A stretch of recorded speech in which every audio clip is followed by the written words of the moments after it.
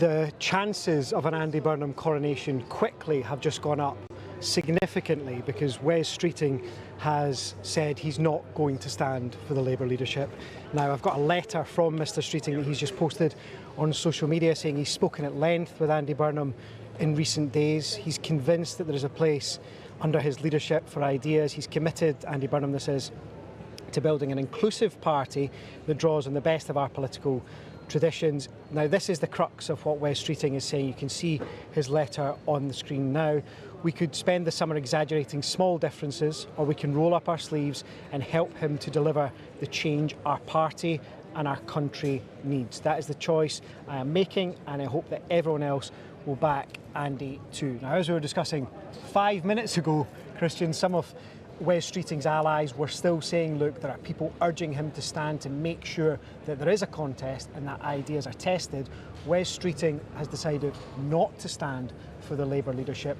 Andy Burnham is the only show in town at the moment. The only question that remains is whether someone else in the Labour Party thinks that that Andy Burnham does need to be tested, and they throw their hat in the ring. Not clear if that will happen at the moment. Lucy Fisher, Whitehall editor at the Financial Times, is standing alongside us. Thank you for being here and for patiently waiting while we went to that letter. Does that suggest to you that the contest is off? It does, in a word.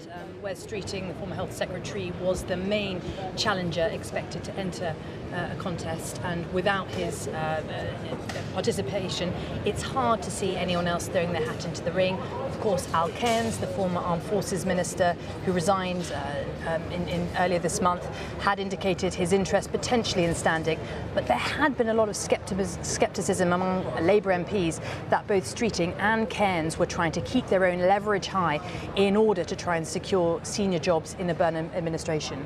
Just stay there for us, would you? Because Chris Mason, our political editor, of course, is reacting to this and getting plenty of messages, Chris, from people around Wes Streeting. What do they make of that letter?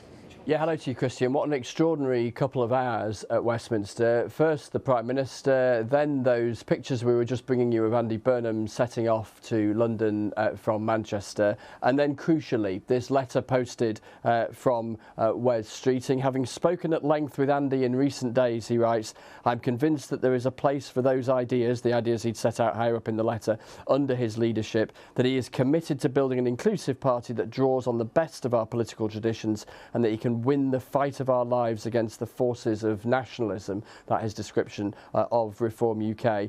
He says, we could spend the summer exaggerating small differences, or we can roll up our sleeves and help him to deliver the change our party and our country needs.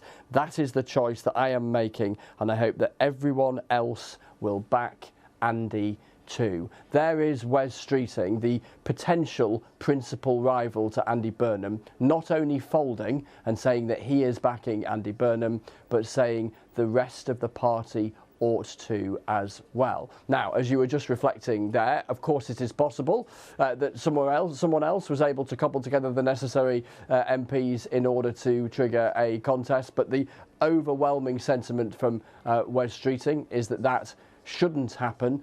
There shouldn't be, as he put it, an exaggeration of small differences and narcissism of small differences, as one cabinet minister put it to me last night, if there were to be a long drawn out contest over the summer. So the clearest indication yet that we could have a new Prime Minister by the name of Andy Burnham in a matter of just a few short weeks' time. Wes Streeting is a hugely ambitious politician, Chris.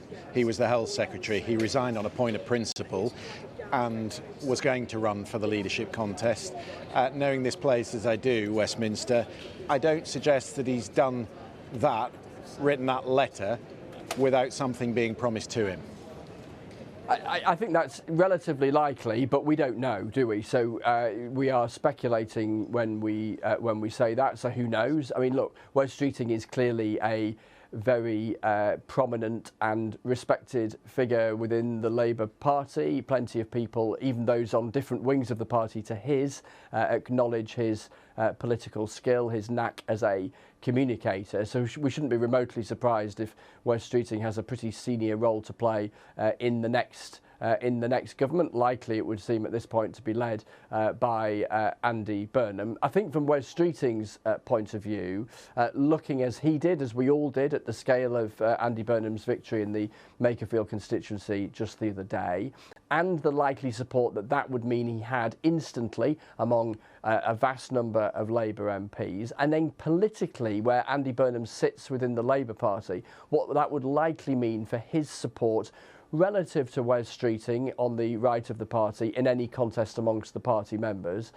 I think those around Wes Streeting would have acknowledged that Mr Streeting would have been in an uphill battle, to put it gently, to beat Andy Burnham in any long drawn-out contest. And a long contest would come, yes, arguably with the upside of candidates being able to flush out their positions, the wider country getting a greater sense of who might soon be leading it, but it would also be something that would be happening very much within the confines of a political party to which the vast majority of us would be entirely excluded. And so Mr Streeting concluding publicly that that would not be in clearly his interests or the party's interests, and hence that that endorsement of Andy Burnham. Life is coming quick at Andy Burnham as he boards that train in Manchester.